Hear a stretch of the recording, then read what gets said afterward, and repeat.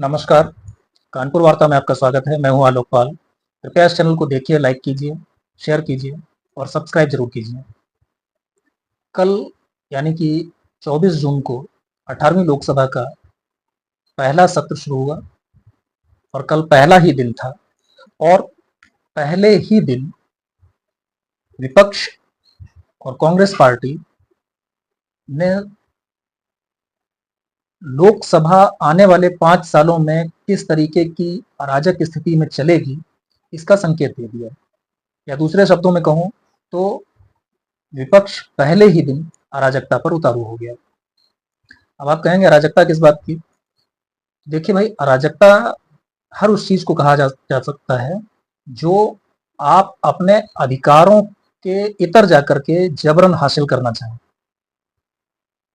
Congress party जो कि चुनाव हारी है, कांग्रेस पार्टी लेड जो गठबंधन था, जिसे इंडिया अलायंस या INDIA कहते हैं, वो चुनाव हारा है।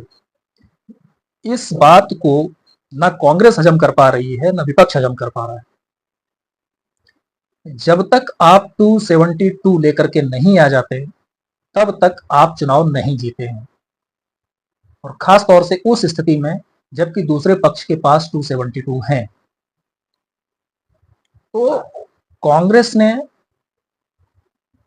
केवल इस आधार पर एक प्रोपेगेंडा खड़ा किया हुआ है कि वो चुनाव जीते हैं, उनकी नैतिक जीत है, कि उनकी सीटें 99 हो गई। भाई, 99 और 272 में 173 का अंतर होता है। 99 सीटों से सरकार नहीं चलती। तो पहले तो कांग्रेस को ये बात समझ में आनी चाहिए। दूसरा, जो बाकी का विपक्ष है जिसने मिल करके जो 234 सीटें लाए हैं, उनको ये पता होना चाहिए कि उनकी सीटें लगभग 40 कम हैं, एग्जैक्ट 38 सीटें कम हैं। जिस दिन आपके पास वो 38-40 सीटों का जुगाड़ हो जाए, उस दिन आप ये दावा कीजिए कि आप सरकार बनाने की स्थिति में है, सत्ता ग्रहण करने की स्थिति में। जब तक ऐसा नहीं होता है, तब तक आप ये दावा नहीं कर सकते। अब आप चुनाव हारे हैं, दूसरा पक्ष चुनाव जीता है, 294 सीटें वो लेकर के आया है, 293 सीटें, और 10 अन्य लोगों ने उसको समर्थन कर दिया है। 303 सीटों पर वो बैठे हुए हैं, 234 पर आप बैठे हुए हैं। आप कैसे चुनाव जीत रहे हैं? कैसे आपकी चलेगी सदन में, सरकार में आपकी कैसे चलेगी? नहीं चल सकती। आपके सुझावों पर विचार किया जा सकता है, ये उनको पता है, लेकिन उन्हें एक प्रोपेगेंडा करना है, वो कर रहे हैं। अब उन्होंने एक नया तमाशा शुरू किया प्रोटेम स्पीकर को लेकर के। प्रोटेम स्पीकर एक ऐसा पद होता है जिसकी कोई बड़ी अहमियत नहीं होती। उसका काम केवल नए लोकसभा सदस्यों को शपथ दिलाना और नए लोकसभा अध्यक्ष का चुनाव कराना होता है। उसमें वो कोई हेर फेर या कोई अपनी मनमानी इस टाइप का कुछ भी नहीं कर सकता। केवल एक वो ऑनरेरी पद होता है। एक कन्वेंशन है, एक परंपरा है कि जो लोकसभा का सदस्य सर्वाधिक बार चुनाव जीतकर आया होता है, उसे प्रोटेम स्पीकर चुना जाता है। और प्रोटेम स्पीकर का आप अंदाजा इसी से लगा लीजिए कि आप अगर किसी से भी पूछें कि 17वीं लोकसभा में प्रोटेम स्पीकर कौन था, तो शायद ही किसी को याद होगा। मुझे तो नहीं याद, सर्च करूंगा तो भले याद निकल आए, मुझे याद नहीं किसको बनाया गया था। खैर, राष्ट्रपति ने सत्ताधारी दल की सलाह पर भर्तृहरि महताब, जो बीजेपी के सांसद हैं, उनको लोकसभा का प्रोटेम स्पीकर नियुक्त किया। वो 7 बार के सांसद हैं। कांग्रेस का तर्क था कि उनकी पार्टी के सुरेश, जो केरला से आते हैं, वो 8 बार के सांसद हैं। लेकिन दोनों के बीच में एक बड़ा फर्क है। फर्क यह है कि भर्तृहरि महताब लगातार 7 बार चुनाव जीत करके आए हैं, जबकि के सुरेश केवल लगातार 4 बार चुनाव जीत करके आए हैं। 2004 में वो चुनाव हार गए। तो 2009 से अभी तक, यानी कि 15 साल से वो लोकसभा के सदस्य हैं, और अब उनका चौथा टर्म शुरू हो रहा है, या हो गया कहना। अब इस बात को लेकर के कांग्रेस पार्टी ने हंगामा खड़ा कर दिया। खैर, उनकी नहीं सुनी गई। देखिए, पेंच हर चीज में रहते हैं। इसके बाद राष्ट्रपति ने एक पैनल बना दिया। उस पैनल में 5 और नाम जोड़े गए। वो नाम थे के सुरेश, कांग्रेस पार्टी कर्नाटका, टी.आर. बालू, टीएमसी, माफ कीजिए डीएमके तमिलनाडु, सुदीप बंदोपाध्याय टीएमसी वेस्ट बंगाल से, राधा मोहन सिंह बीजेपी बिहार से और फग्गन सिंह कुलस्ते बीजेपी मध्य प्रदेश से। ये 5 लोग पैनल में बनाए गए। जब भर्तृहरि महताब प्रोटेम स्पीकर के रूप में चेयर पर बैठे तो उन्होंने व्यवस्था दी कि सबसे पहले नेता सदन यानी कि प्रधानमंत्री शपथ लेंगे। इसके बाद पैनल के बाकी सदस्य शपथ लेंगे और फिर बाकी लोग शपथ लेंगे। अब यहां पर हुआ यह कि प्रधानमंत्री की शपथ के बाद जब के सुरेश का नाम पुकारा गया तो वो सदन में उपस्थित होने के बावजूद शपथ लेने के लिए नहीं आए। टी.आर. बालू का नाम पुकारा गया, वो भी नहीं आए। इसके बाद राधा मोहन सिंह का नाम पुकारा गया, वो शपथ लेने आए। फग्गन सिंह कुलस्ते आए, लेकिन सुदीप बंदोपाध्याय नहीं आए। तो कुल मिलाकर के कांग्रेस और विपक्ष ने उस पैनल से वॉकआउट करने का निर्णय किया। वॉकआउट करने का निर्णय कोई भी ले सकता है, किसी को भी स्वतंत्रता है, लेकिन ये एक तरह की अराजकता है। आपको जब पैनल में शामिल किया गया था तो आपको सदन में एक कंस्ट्रक्टिव अपोजिशन की भूमिका निभाते हुए पैनल में सम्मिलित होना चाहिए था।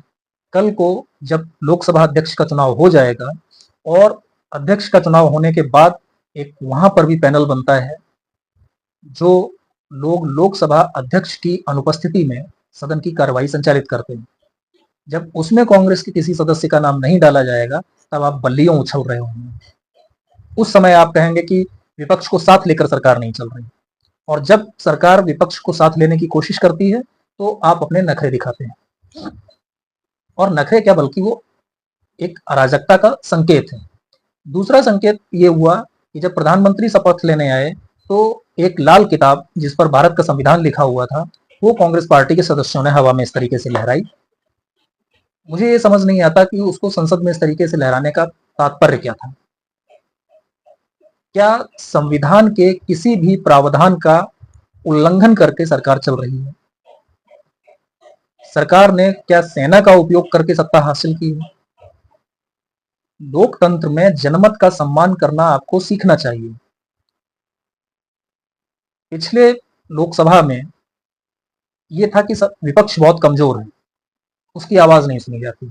इस बार जनता ने एक मजबूत विपक्ष दे दिया, तो कम से कम एक मजबूत विपक्ष होने का प्रमाण तो दीजिए। आप बाइकॉट, अराजकता, हंगामा, इन सब चीजों से मजबूत विपक्ष का प्रमाण नहीं दे पाएंगे। मजबूत विपक्ष वो होता है जो अपनी बात बहुत वजन के साथ रखता है, चाहे वो सदन हो और चाहे सदन के बाहर मीडिया हो। आप सदन में भी लोफरों जैसा व्यवहार कर रहे हैं, पिछले 10 साल से कर रहे हैं, और खासतौर से 5 साल से तो बहुत ही ज्यादा है। और आप सदन के बाहर भी वैसा ही व्यवहार करते हैं।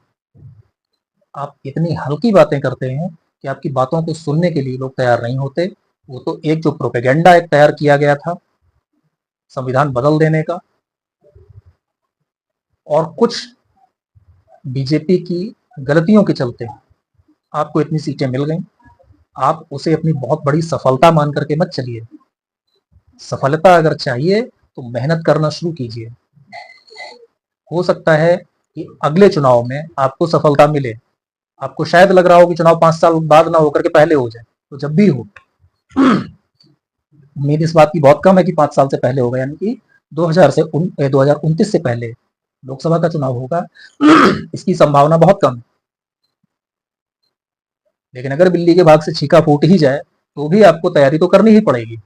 अगर आप तैयारी नहीं करेंगे तो कुछ नहीं कर पाएंगे, और तैयारी इस तरीके से अगर करेंगे तो बार बार काट की हांडी नहीं चढ़ती। एक बार संविधान बचाने का आपने नारा लगाया, चल गया, हो गया। बार बार लोग बेवकूफ नहीं बनने वाले।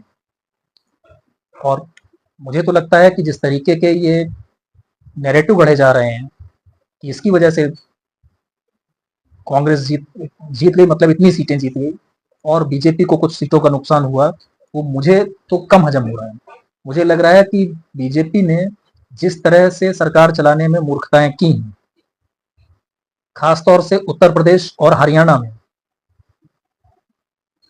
चाहे वो राज्य की सरकार और चाहे केंद्र की सरकार को लेकर के मैं कहूँ, उसके चलते उन्हें नुकसान उठाना पड़ा। वो मुद्दे मैं अपने एक दो वीडियो में पहले भी उठा चुका हूं, और कभी उन पर डिटेल में मैं जरूर बात करूंगा। संविधान बचाने के लिए किसी ने वोट नहीं दिया है, ये दिमाग से आप निकाल दीजिए। ये सबको पता है कि संविधान को कहीं कोई खतरा नहीं था।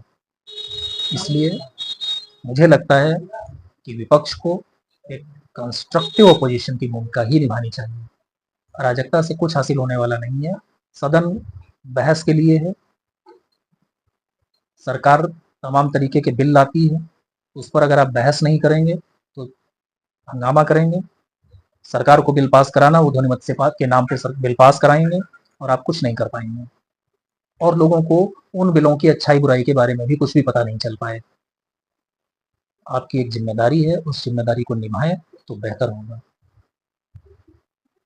आज की वार्ता में इतना ही। आपसे एक बार फिर से अनुरोध है कि इस चैनल को कृपया सब्सक्राइब जरूर कीजिए। बहुत बहुत धन्यवाद। नमस्कार।